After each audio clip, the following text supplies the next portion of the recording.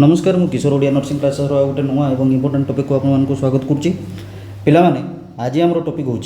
The cell cycle बुझीगला cell cycle आज topic आम मैंने कौन डिस्कसन करवा एबाउट द साइटोकाइनेसिस आपण मैंने जानते कि व्हाट इज साइटोकाइनेसिस आम डिस्कसन करवा about the process of cell division okay process of cell division ठीक अच्छे stages of cell division okay ये सब गुड़ाक विषय आम मैंने डिस्कसन करवा तो क्लास टी एंड पर्यटन निहाती भाव में देखूँ आउ जदि चैनल को प्रथम थर विजिट कर चैनल को सब्सक्राइब कर दिंतु सहित पाखे बेल आइकन को क्लिक कर ऑल नोटिफिकेशन को ऑन कर दिंतु जहाँद्वारा कि वीडियो अपलोड हो आपके नोटिफिकेशन पहुँची ओके तो चलतु आज टॉपिक स्टार्ट करवा द सेल साइकिल तो बोले मैंने टॉपिक को बुझा आगु आम मैंने प्रथम ये हेडिंग को बुझी ना सेल साइकिल कहले कौन व्हाट इज सेल साइकिल ना सेल साइकिल हूँ दीटा सेल रो डिवीजन मध्यवर्ती पीरियड को कौन कहुए सेल साइकिल बोले कहुए आम जानते सेल डिवीजन ठीक अच्छे बेसी ना भी अल्प बहुत जानते या विषय तो दीटा सेल डिवाइड होगा मध्यवर्ती जो समय ताको आम कौन कहते ना सेल साइकिल बोली कहते तो पिला माने ये सेल साइकिल कहीं इम्पोर्टाट ताको बुझापी हेले आपको प्रथमे निजर किसी उदाहरण नापी पड़ो निजर किसी जिनसर केमती ना जमी समस्ते आजिकल स्कूटी बा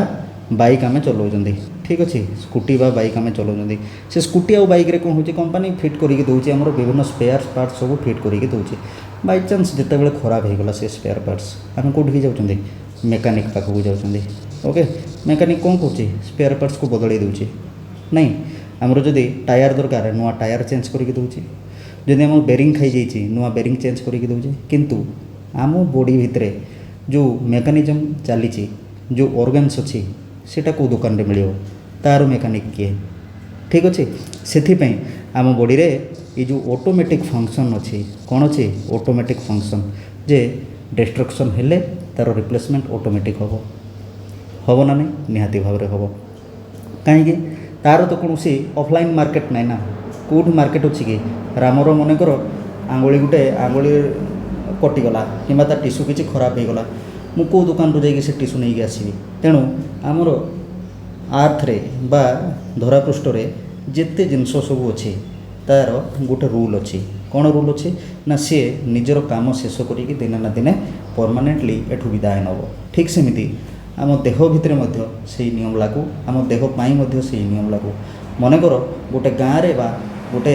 पर्टिकुलर जोग्राफिकल एरिया रे जिते जन लोक अच्छा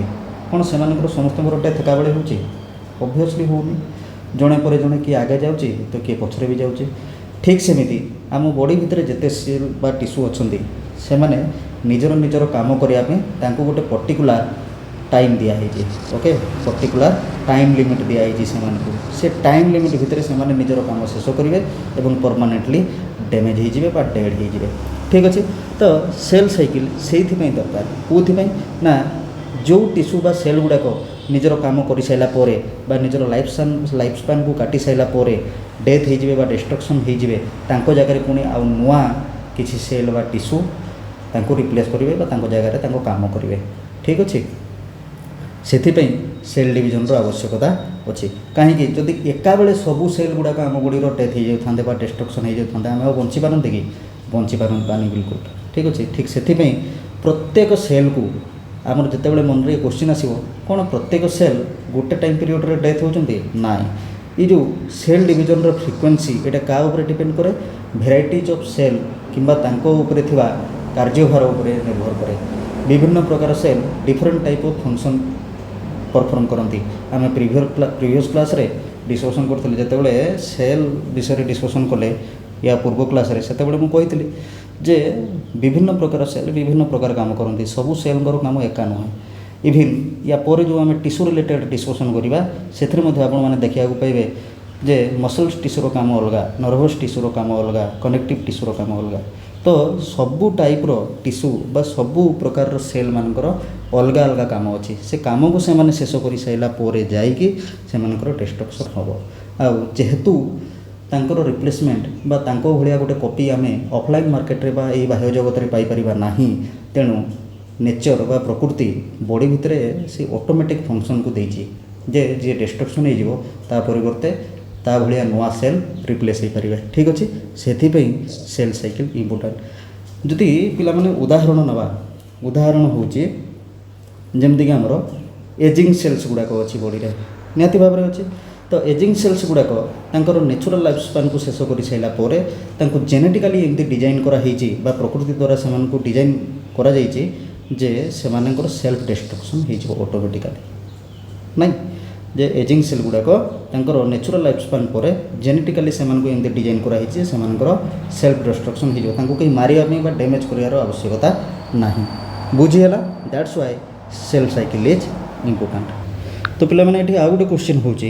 जदि ऑटोमेटिकली सेल गुड़ाक डिस्ट्रक्शन हो जाती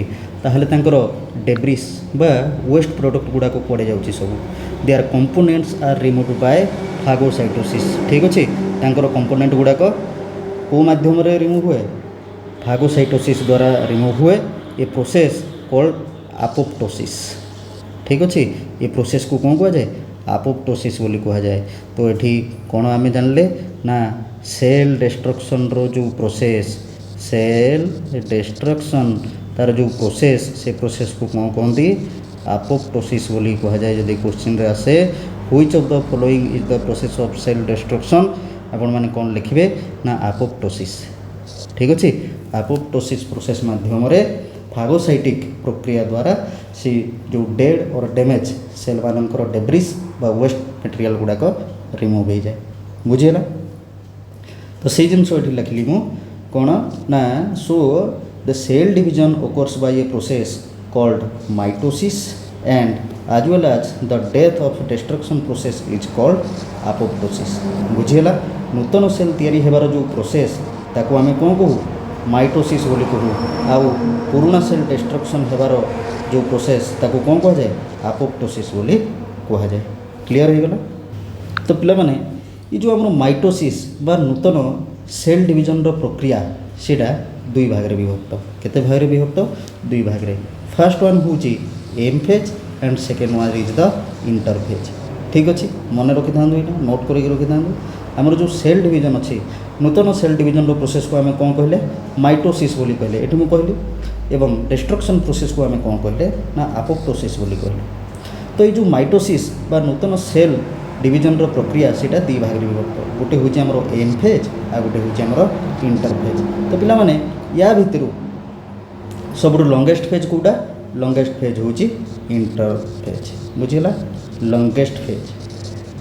फेज कौटा ना आमर इंटरफेज हूँ लंगेस्ट फेज। तो उभय एम फेज बा माइटोसिस फेज और इंटरफेज को केतेटा भाग रे विभक्त चारिटा भाग रे विभक्त। केमिति एम फेज रे आमर आसछि प्रथमे प्रोफेज मेटाफेज आनोफेज और टेलोफेज। ओके ये चारिटा पार्ट आसछि आमर बा चारिटा फेज आसछि एम फेज रे। ठीक सेमिति इंटरफेज रे कोनटा आसछि ना G1 बा आमे ताको कहउछन्ती फर्स्ट गैप फेज। सेकेंड हूँ आमर सिंथेसिस ऑफ DNA बा एस फेज ताको कहउछन्ती एवं third one is the second gap phase जोड़ा आमे G2 बोली कहउछन्ती। या को छाड़ी की G1 S phase and G2 या को छाड़ी की या बाहर भी आ गोटे फेज अच्छी जोटा कि हूँ आमर रेस्टिंग फेज। ठीक अच्छे जोटा कि हूँ आमर कौन रेस्टिंग फेज। तो आसतु डिटेल्स वन बाय वन ये विषय में डिस्कसन करवा। वीडियो भल लगुले गोटे लाइक निहाती भाव में करदे। ओके तो देखो ये हूँ आमर कौन ना आमर सेल साइकिल डिविजन। देखो लंगेस्ट फेज मुझे कौटा कहती ना इंटरफेज हूँ लंगेस्ट फेज। ओके जमती कि आमर चारिटा भाग में विभक्त हो गला। गोटे हूँ आमर G1 गोटे हूँ एस फेज बा DNA रेप्लिकेशन जो कौन हुए सिंथेसिस हुए DNA सिंथेसिस हुए। ठीक अच्छे आ गोटे हूँ आमर G2 फेज या बाहर भी आ गोटे अच्छी G0 ये देखूँ लिखाई कौन ना ये हूँ आमर रेस्टिंग फेज। ठीक अच्छे जो सेल माने ये जो सेल डिविजन साइकिल रे पार्टिसिपेट करि पारंती नाही से माने ये रेस्टिंग फेज को चली जाती या विषय भी आम डिस्कसन करवा। ठीक अच्छे देन आसला ये गला आमर इंटरफेज। यहाँ हूँ आमर कौन ऊपर पिंक कलर रे सी हूँ आमर माइटोसिस बा सेल डिविजन। ठीक अच्छे सेल डिविजन प्रोसेस ये केतटा भाग में विभक्त कहती चारिटा भाग में आमर प्रोफेज मेटाफेज आनाफेज आउ टेलोफेज। या परे भी ये चारिटा फेज पर भी आमर आउ गोटे प्रोसेस हुए जमी आमर कौन साइटोकाइनेसिस बुझीगला कौन कहली ना साइटोकाइनेसिस मन रे आसुथब जे सार आप कौन चारिटा फेज कहले पुणी ये डायग्राम रे देखला बेलू साइटोकाइनेसिस अच्छी साइटोकाइनेसिस हूँ पिला माने फाइनाल स्टेज कौन फाइनाल स्टेज जमीक ये चारिटा स्टेज रे सेल डिवीजन हम किंतु सेल डिवीजन रो अप्रूव पाइबापी सर्टिफिकेटा किए देव साइटोकाइनेसिस दब ठीक अच्छे से एंट्रांस देवाई पड़ो ये जो डिवाइड होता सेल मान को एंट्रांस देवाई पड़ो तार एंट्रांस रे पास कले से जो सर्टिफिकेटा देवे नाई बर्तमान तुम हो मेच्योर सेल से सर्टिफिकेट क्या द्वारा आसे साइटोकाइनेसिस प्रक्रिया द्वारा आसे जोड़ा कि आम फर्दर मान डिस्कसन करवा ये टॉपिक रे ओके सो आम फर्स्ट डिस्कसन करवा अबाउट द इंटरफेज कौन कहती ना interphase is the longer phase comparison to mitosis जदि आम माइटोसिस एवं इंटरफेज मध्य कंपैरिजन करवा ये दुहिंक मध्य सबुठ लंगेस्ट फेज किए ना इंटरफेज हूँ longest phase this is the stage between the division ठीक अच्छे आमर डिवीजन ये देखी आमर सेल डिवीजन रो ये जो डायग्राम मुझे देखा से कौन अच्छी ना जिते बड़े कौन सी सेल ई G1 तापर आमर एस फेज एवं G2 तापर माइटोसिस ओके या भितरे बा ई सेल साइकिल भितरे जो सेल आमर आसे ताकू कौन कह जाए इंटरफेज बोली कह जाए तो पिला माने ई इंटरफेज रे आमर कौन आसुची प्रथम पॉइंट आसुची आमर फास्ट गैप फेज ठीक अच्छे जी एग्जाम पे इम्पोर्टेंट मुझे निहाती भाव में से गुड़ाक डिस्कसन करुचे फास्ट गैप फेज रे कौन हुए ना सेल तार साइज एवं वॉल्यूम ग्रो करे ये मन रखी था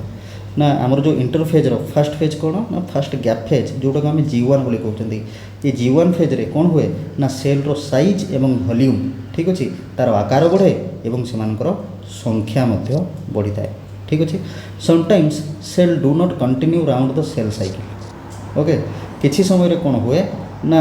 सेल गुड़ाक ये जो सेल साइकिल को कंप्लीट करि पारंती नाही कंप्लीट करि न पारला फल कौन हुए ये रेस्टिंग फेज रे से माने एंट्री करि जांती एपटू आसिले ठीक अच्छे एमती आसिकी कंप्लीट करि पारले नहीं से माने एई पटू डाइवर्ट हो रेस्टिंग फेज को पळेबे ओके से जिनसटा कहला जो सेल गुड़ाक आमर सेल साइकिल प्रोसेस को कंप्लीट करि पारंती नहीं से माने कोडी की पळांती ना रेस्टिंग फेज को पळांती जदिओ ये फेज को आम रेस्टिंग फेज कहते रेस्टिंग फेज हेले सुधा केवल नाम को मात्र से रेस्टिंग फेज अदरवाइज से फेज रे मध्य जो सेल माने एक्टिव एंटर करती से माने एक्टिव था बुझीगला आज यूजुअल जमी एक्टिव रहा कथा जमी फंक्शन कैरी आउट करने कथा सेमिति से माने फंक्शन कैरी आउट करती परफॉर्म करती एवं एक्टिवली सेठी थांती कौ स्टेज रे ना G0 फेज रे बुझीगला तो कौन कहली ना प्रथम हूँ आमर कौन दुईटा फेज होगा गोटे हूँ आमर माइटोसिस आ गोटे हूँ आमर इंटरफेज एम फेज आउ इंटरफेज इंटरफेज प्रथम फेज कौन ना G1 बा फास्ट गैप फेज आम कहते ये फास्ट गैप फेज रे सेल माने कौन करती निजर साइज को बढ़ाती ता सहित निजर संख्या को बढ़ाती साइज एंड वॉल्यूम ता सहित जो सेल गुड़ाक ये सेल साइकिल को कंप्लीट करने असमर्थ था से माने रेस्टिंग फेज बा G0 फेज को एंटर कर जाती बुझीगला यही स्टेज रो ना जदिओ रेस्टिंग फेज आम ये बुझा उचित नुहे जे से सेल गुड़ाक से इनएक्टिव स्टेज रे पड़ी रे बा स्लीपिंग मोड को पड़े आम मोबाइल रे जमी अच्छी स्लीपिंग मोड आम जदि स्क्रीन टाक न चलेबा ताले किसी समय पर कौन हो से ऑटोमेटिकली तार लाइट बंद हो ठीक सेमिति G0 रे हुए नाही जदिओ ये G0 रो ना रेस्टिंग फेज एठी भी जो सेल माने एंटर करती से माने आज यूजुअल अन्य सेल मान भाया हाईली एक्टिव थांती एवं निजर निजर काम सुरखुर रे तुलौ थांती बुझेला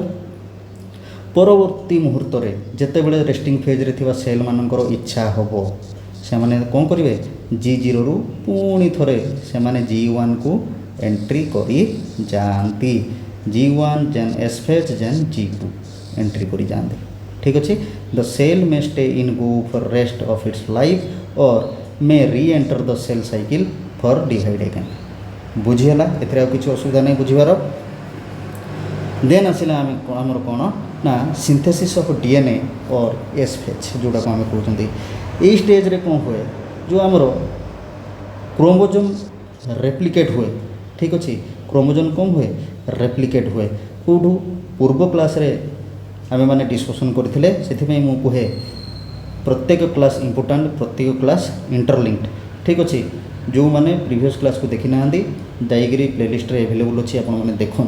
सेठी देखले जाइए जानीपारे जे आमर जो क्रोमाटिन न्यूक्लियस क्रोमाटिन अच्छे ठीक अच्छे सी जो सेल डिवीजन हुए सी रेप्लिकेट होगी कौन हुए क्रोमोजोम रे परिणत हो जाए बुझीगला। तो ये जो डीएनए रो सिंथेसिस होची एस फेज रे जोटा कि हमरो सेकंड फेज होची इंटर फेज रो सेथरे हमरो डीएनए रो दीटा आइडेंटिकल कॉपी तैयारी हुए ठीक अच्छे सिंथेसिस ऑफ डीएनए बा एस फेज रे कौन हुए डीएनए रो दीटा आइडेंटिकल कॉपी तैयारी हुए दीटा आइडेंटिकल कॉपी तैयारी हे जिवो माने सेथरे केते हे जिवो 46 नंबर्स ऑफ क्रोमोजोम गोटे रे थांदी तेणु दीटा हबो माने सेथरे केते हे जिवो 46 प्लस 46 दैट मीन्स केते हे जिवो 92 क्रोमोजोम आमर एवेलेबल रही बुझीगला। मु वर्तमान पर्यंत पेयर कथा कहनी वर्तमान मु डिस्कसन करुच्ची अबाउट द नंबर्स ओके तेणु गोटे सेट्रे आमर जनक पाखे केतेटा क्रोमोजोम थाए 23 जोड़ा क्रोमोजोम थाए पेयर को जदि आम देखा 23 पेयर थाए किंतु ये 23 पेयर रे केतरा गोटे पेयर रे होची आमर दीटा 23 पेयर रे 23 इंटू 2 केते हो 46 क्रोमोजोम जदि गोटे कॉपी रे 46 रहा दीटा कॉपी रे केते रहे 46 गुणन 2 समान केते 92। तो ये जो एस फेज रे पिला माने डीएनए रो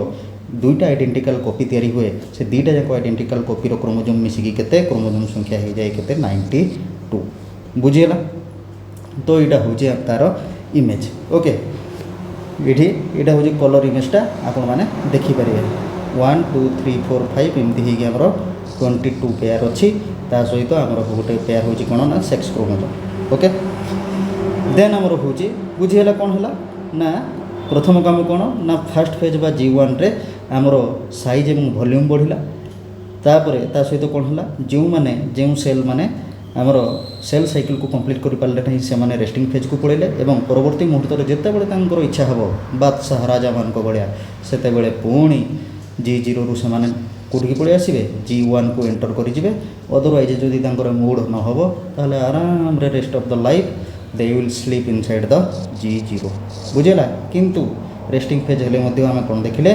ना ये फेज रे थिबा सेल माने अन्य सेल मान भाया एक्टिव एंड निजर परफॉर्म कैरी आउट करूथांती तापर आम देखिले सेकेंड फेज कौन ना सिंथेसिस ऑफ डीएनए बा एस फेज जो थी कि आमर क्रोमोजोम रो रेप्लिकेट तैयारी हुए एवं दीटा आइडेंटिकल कॉपी तैयारी हुए कार डीएनए रो ओके दीटा आइडेंटिकल कॉपी रे गोटे कॉपी रे जदि 46 नंबर्स ऑफ क्रोमोजोम रहा ताहले दीटा आइडेंटिकल कॉपी रे केते हो 92 नंबर्स ऑफ क्रोमोजोम हो या को देखिले तो this is the image of chromosome बुझिगला। देन आम देखिले सॉरी देन आम देखा अबाउट द थर्ड फेज जोटा कि आमर सेकेंड गैप फेज बोली आम कहते आम नामकरण कौन कर G2 okay there is further growth and preparation for cell division बुझीगला। ए गैप रे कौन हुए ना से 46 नंबर क्रोमोजोम हो सारा पर पुणी आउ कि सेल डिवीजन रेडी हो जाती पुणी G1 पुणी आमर जो मैंने रेडी न हो पारे से G0 को इच्छा हेले पुणी पलि आसवे G1 को देन एस फेज आमर डीएनए सिंथेसिस हम एमती चली ये गोटे साइकिल बुझीगला। तो this is the image of cell division बुझीगला। इंटर फेज पड़ेगा बर्तमान आम देखा एम फेज यही फेज देकी प्रकृत में कौन हुए आमर सेल गुड़ाक डिवाइड हुए सेल डिवीजन हुए बुझीगला। बही अच्छे जो मैंने देखा कथा देखिपारे एमती ना जो मुझे लुचाऊँ ना मुझे कौ बही आनी इमेज कहबी किसी ना एनाटॉमी बही डिटेल्स रे अच्छी आपण मैंने जाकि देखिपारे खाली कॉपीराइट लगी बोली मु बहीर ना नौनी ओके। देन ये देखो आम कौन देखी आमर जो एम फेज से आम केतेटा फेज देखी चारिटा फेज कौन कौन ना प्रोफेज मेटाफेज आनाफेज आउ टेलोफेज ओके। ये जो प्रोफेज ए देखो ये होगला आमर centriole okay mitotic spindle nuclear membrane centromere and chromatid okay कौन ना क्रोमाटिड। तो वन बाय वन आम डिस्कसन करवा दिस इज द इमेज जो मैंने देखा कथा मैंने वीडियो पोस्ट करके सेटा देखिपारे आपण मैंने देखिपारे। ओके तो पिला माने हमर सेल डिवीजन रो ओरिजिनल प्रोसेस कोडा ना माइटोसिस। माइटोस मीन्स कौन थ्रेड्स। माइटोस मीन्स कौन थ्रेड। ओआसिस मीन्स कौन ना प्रोसेस और कंडीशन। तो आम माइटोसिस अर्थ कौन बुझे this is the division process characterized by thread like chromosomes. Chromosomes गुड़ाक देखापी कौ भाया एमती थ्रेड बा सूता भाया था डिवीजन हवा पूर्व बा डिवाइड हवा पूर्व। ठीक अच्छे से कौन कहगला प्रोसेस को माइटोसिस बोली कहगला। माइटोस मीन्स थ्रेड और ओआसिस मीन्स है प्रोसेस और कंडीशन। तो माइटोसिस रे पिला माने हमर प्रथम फेज कोटा। प्रथम फेज कौन ना प्रोफेज। ओके प्रथम फेज कौन प्रोफेज। ये फेज रे कौन हुए ये फेज रे रेप्लिकेटेड क्रोमाटिन बिकम्स टाइटली कोएल्ड। ये आम देखिले ठीक अच्छे आपण मैंने इमेज को जाइए देखिपारे। ओके तो ये फेज रे कौन हुए ना आमर जो क्रोमाटिन गुड़ाक रेप्लिकेटेड होगी क्रोमोजोम होता है से कौन हो जाती टाइटली कोल्ड हो जाती मुड़ी जाती एमती कैंची सेप्रे बुझेगा। Each of original 46 chromosome is paired with its copy. ठीक अच्छे प्रत्येक जो आम 46टा जाक क्रोमोजोम अच्छी से कौन कहते तांकर कॉपी सहित पेयर हो जाती आउ कौन हुए गोटे डबल क्रोमोजोम यूनिट तैयारी हुए। In this stage the chromosomes known as chromatid. ये जो प्रोफेज स्टेज रे क्रोमोजोम को आम कौन बोली पढ़ती क्रोमाटिड बोली पढ़ती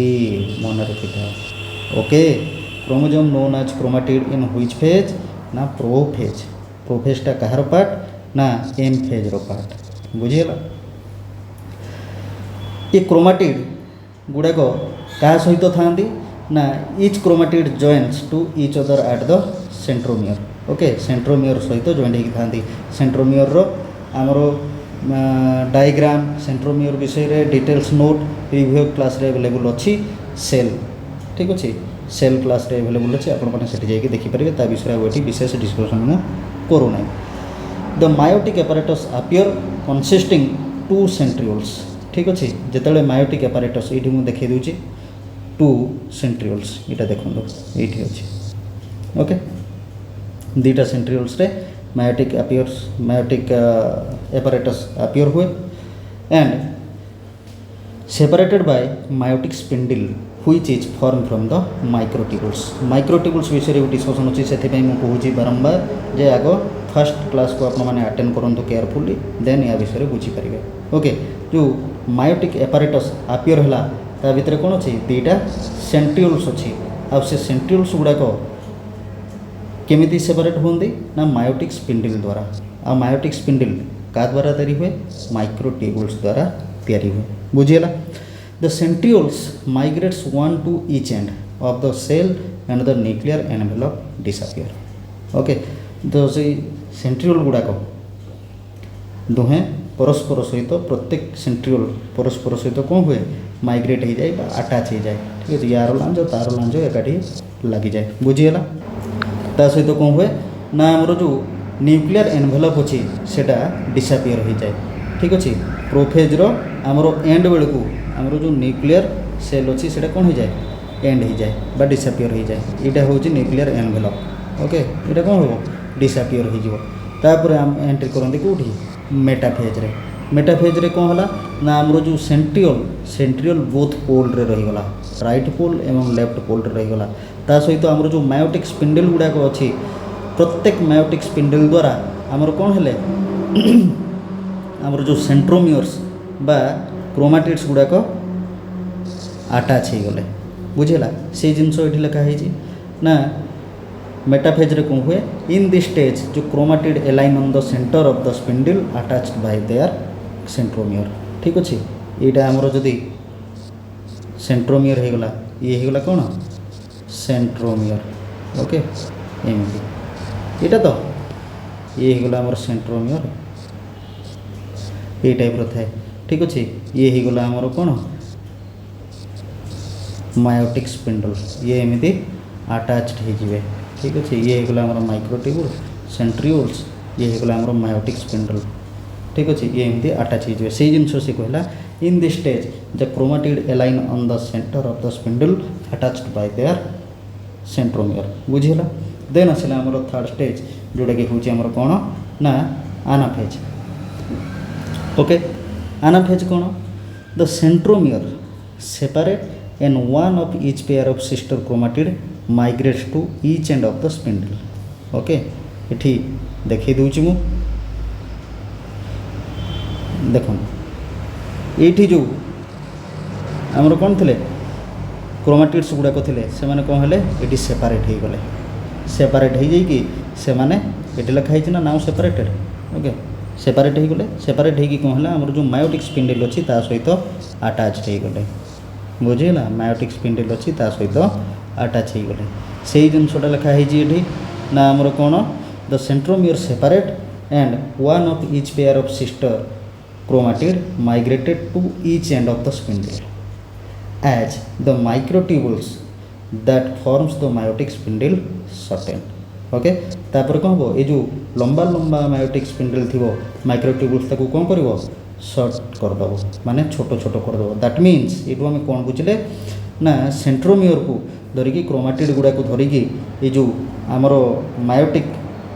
स्पिंडल रहा सी धीरे धीरे ता निज आड़ को टाणी पलि आसो बुझे जमी आम गोटे रबर नहीं जमी साप बा एंडुओ जमी गोटे शिकार करते से जीभ को लंबे देवे से खाद्यटा को धरी सारापर कौन करेंगे से पुणी जीभटा पाखक पलि आसे ठीक सेमती मायोटिक स्पिंडल लंबा होगी लंग लंग मायोटिक स्पिंडल रोते से क्रोमाटिड बाबर सेंट्रोमियर सहित आटाच हो जाती से पुणी धीरे धीरे छोट हो दैट मीन्स टाणी से पाखक नहीं आसवे मझे ये सेपारेट हो गले दीटा ग्रुप रे बांटी हो गले बुझेगा in this phase the chromatid called chromosome again जमी प्रो फेज रे से माने को ये क्रोमोजोम को कौन कहला क्रोमाटिड बोली कहला आना फेज पहुँचला पर्यंत ताको कौन कह जाए पुणी आम पुनर्बार ताको क्रोमोजोम बोली कही था बुझेगा तापर आमर द फोर्थ फेज जोटा कि आमर कौन ना टेलोफेज ये कौन हम ना द मायोटिक स्पिंडल डिसअपियर ये मायोटिक स्पिंडल डिसअपियर हो जाए द क्रोमोजोम अनकॉइल्ड क्रोमोजोम माने पुणी अनकॉइल्ड हो जाती जो टाइटली कॉइल्ड होगी था and the nuclear envelope reform पुणी न्यूक्लियर एनवेलप आउ थे रिफॉर्म हुए बुझेगा फॉलोइंग टेलोफेज साइटोकाइनेसिस ओकर कौटा कहती ये जो सर्टिफिकेट दाता साइटोकाइनेसिस ओके सेटा को स्टेज रे हुए ना लास्ट स्टेज रे अप्रोक्सीमेटली से आरंभ हो जाए आना फेज रु ओके किंतु मेच्योरली कौटी एक्टिव रुहे टेलोफेज रे एक्टिव रुहे तो पिला माने व्हाट इज साइटोकाइनेसिस ये जो साइटोकाइनेसिस आरंभ होला कौन साइटोकाइनेसिस कहले आम कौन बुझा ना cytokinesis is the final stage of cell division okay आम तो स्टेजेस देखिले टेलोफेज पर्यंत किंतु फाइनल सर्टिफिकेट किए दब साइटोकाइनेसिस प्रोसेस दब तो cytokinesis is the final stage of cell division where the cells cytoplasm organelles and cell membranes divide to form two entirely separated daughter cell ठीक अच्छे साइटोकाइनेसिस प्रोसेस द्वारा कौन हम आमर जिते साइटोप्लाज्म ऑर्गेनेल्स एवं सेल मेम्ब्रेन अच्छी ठीक अच्छे से गुड़ाक डिवाइड हो जाती ताहले what is the basic difference between mitosis and cytokinesis what is the basic difference between mitosis and cytokinesis ये मन रखी था पिला माने माइटोसिस रे डिवीजन होउजी कार न्यूक्लियस रो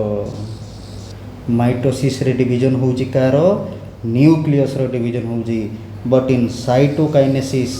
जिते सेल कंटेंट अच्छी न्यूक्लियस को छाड़ी देगी अदर सेल कंटेंट अच्छी सेल कंटेंट सेमानंकर डिवीजन होउजी अरे गोटे सेल भितर तो गोटे न्यूक्लियस रहा माइटोकॉन्ड्रिया रहिले